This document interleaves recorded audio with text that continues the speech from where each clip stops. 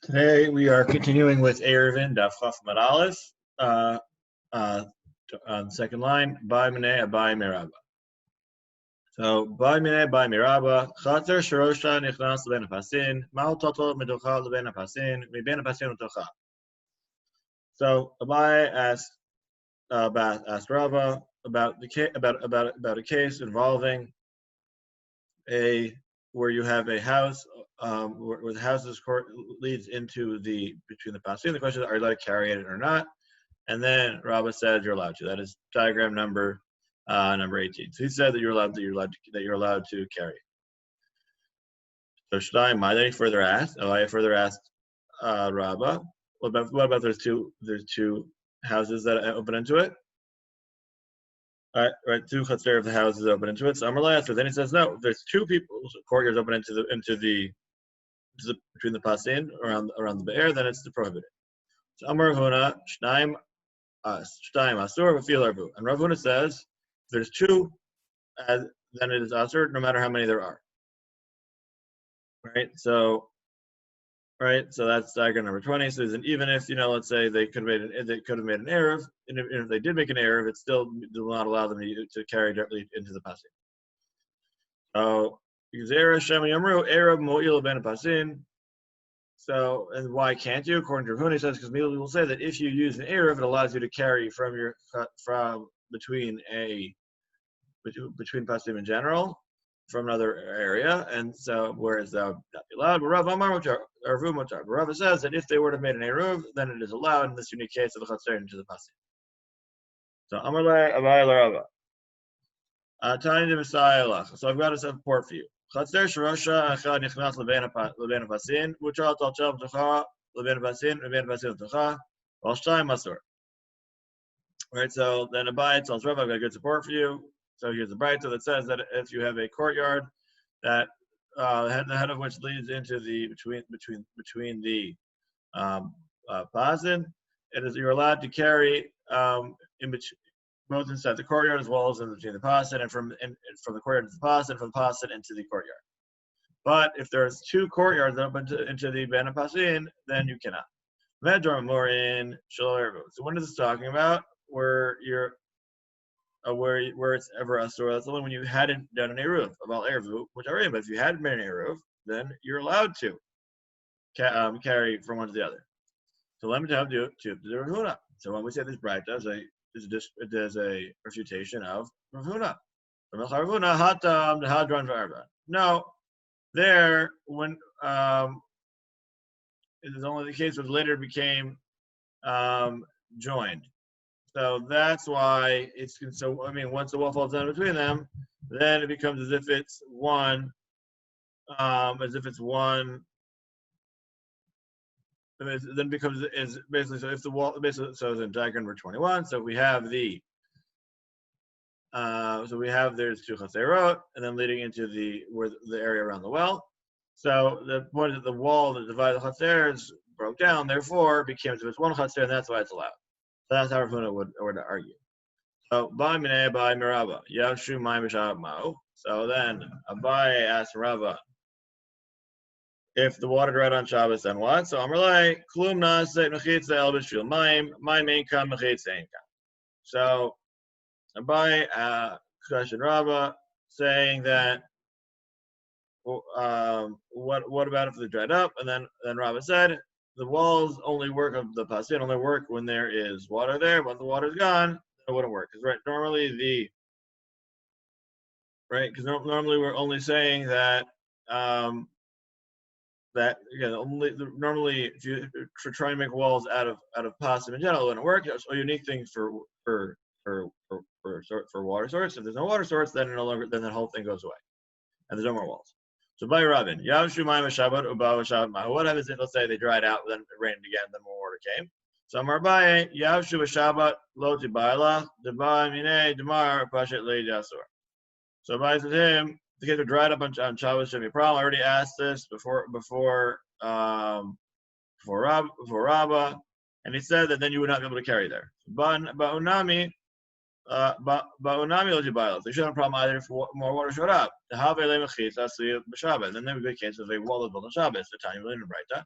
Kol mechitza hashoyim b'Shabbos, v'meshogim mezid be'onis b'mratzon, shrei mechitza.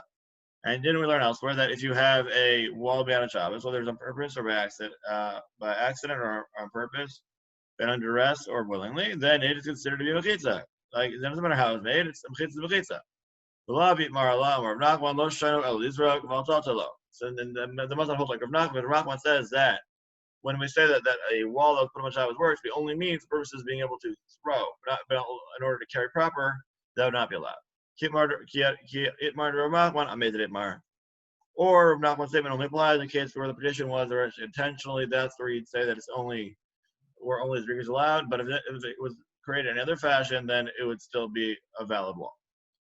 So Rabbi Elazar says if you were to throw from the Rishut Rabim into the Pas Virot, you'd be chayav. Shita, ilav mechitzahi, hechi mishtray l'malot. It's not obvious that you're chayav because if the Pas Virot don't count as walls, then how on earth do you ever fill it in? Fill up your water from the well? Rather, you do need it. Why? The Abed Ke'ain Pas Virot, Rishut Rabim, Zark Ducha chayav. Because with the cases where you put a Pasi Berot in a Rishut Rabim without there being the water there, and then you threw into it, then you are liable. Hananim, that's obvious. Of course, you have your real wall. If not, then how could you ever get water out of the cistern? No, it's teaching you that the petition, even though the mechitza doesn't work the way normal mechitza preventing people from having access, we still say that it's considered to be a mechitza for Shabbos. My question, what would you thought to say? The lo atu rabim v'atu mechitza. That people come, they don't erase mechitza.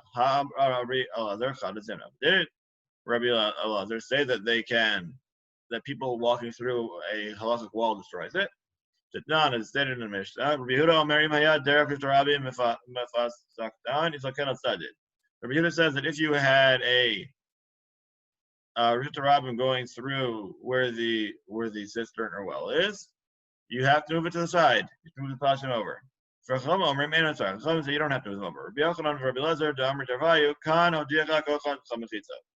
Right, so Rabbi Yochanan said that in the Chacham's opinion, we see how strong these mechitzot are, is that they don't even canceled by the fact that in Torah people are going right through it. That's how strong the mechitzot pasei are.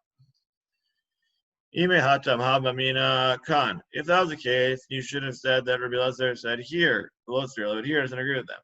Mashmalan kan Sirle. Rather, it teaches us that he meant that this law is the case that lo that people can't come and get the wall also applies here. So the one Elazar say in regards to this case and not the other one. So why did he state only one case? I have to figure this out. Because rather, no, Elazar did not actually say twice about two different cases. Rather, one stated was inferred from other statement. So which is only being redundant, rather that it simply had to be repeated for somebody inferred it based on his original statement. So mutar l'hakriv l'be'er. Right, so one's allowed to bring the pasiv and the boards closer, but it has to be large enough that way most of its body can fit into the well. So tell not to loy one adam or hetrabi and be ishtab or yachid. So the Mishnah states the person should not stand for Rishut Rabim and drink from Rishut Yachid. Rishut Yachid is Sheb Rishut Rabim. Or so the person should be standing one Rishut, drink from another Rishut. Ela imkain malchus rosh of ruba l'makom shushote. V'chein begat. Rather, one is allowed to do so only if he can put his head and dirt his body into the other region where the fluid is that he's trying to drink. And similarly, by a wine press, in regards to the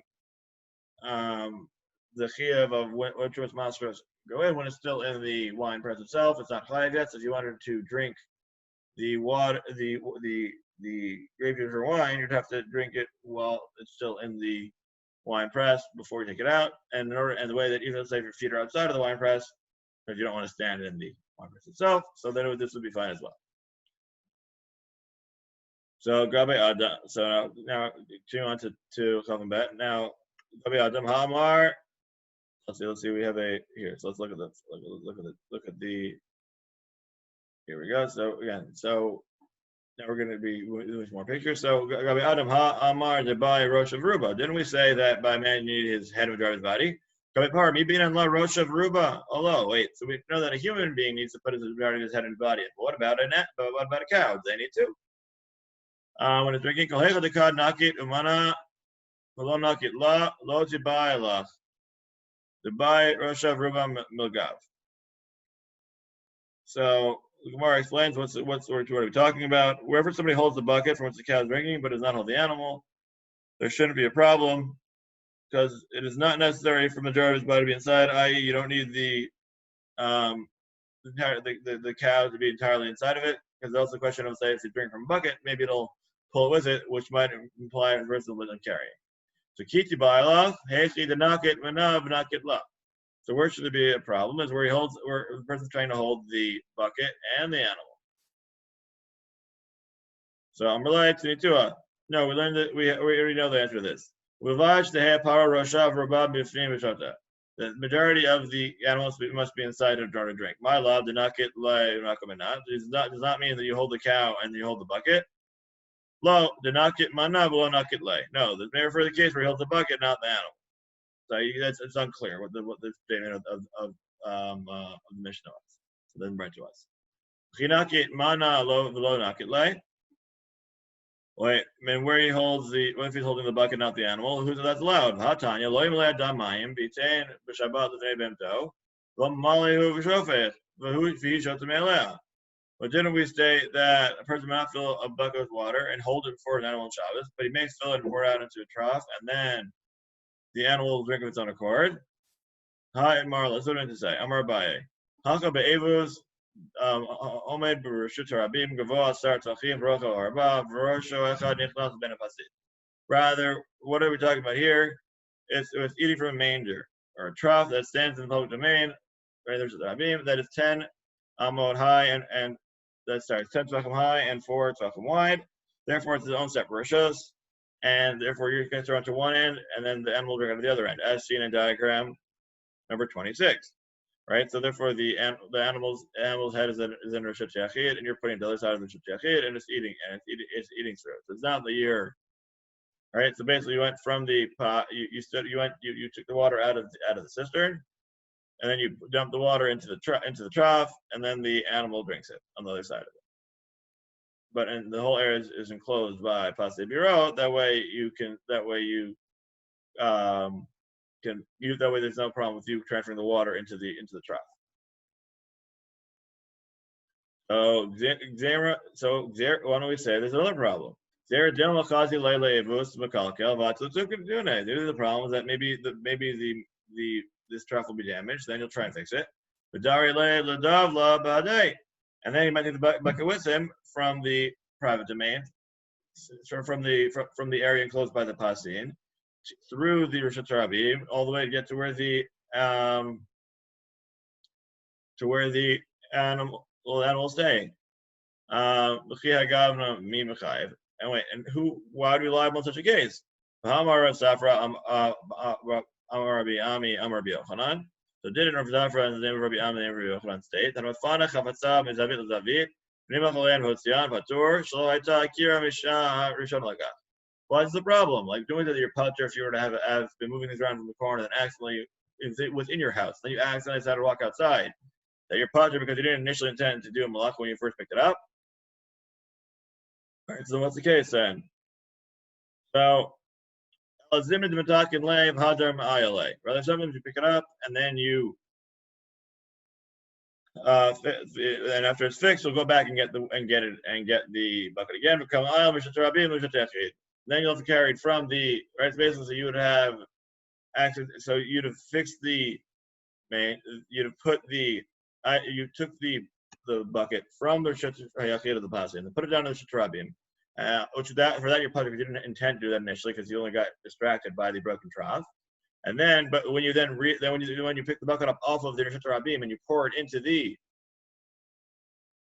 Rishut Achid of the fixed manger, that's where there's a problem of the fixed trough. And that's what you'd be violating. Ikadam, another way, how could you violate it? So, Gabe Adam, Ha kamrina misagi le barusha veruba. Par misagi le barusha veruba. Hello. Now we're back to where before. Wait, let's try and read like another way of describing this whole argument, the previous discussion.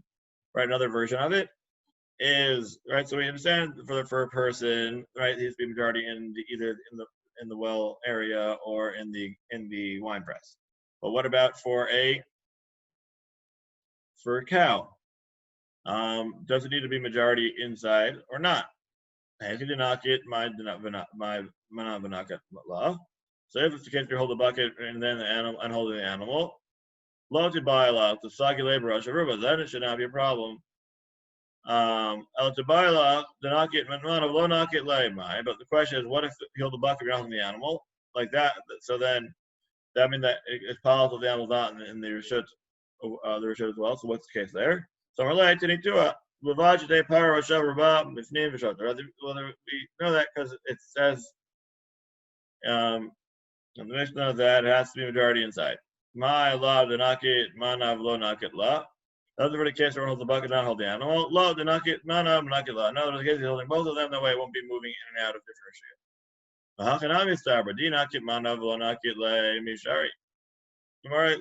Then I ask, wait, so I understand if you hold it if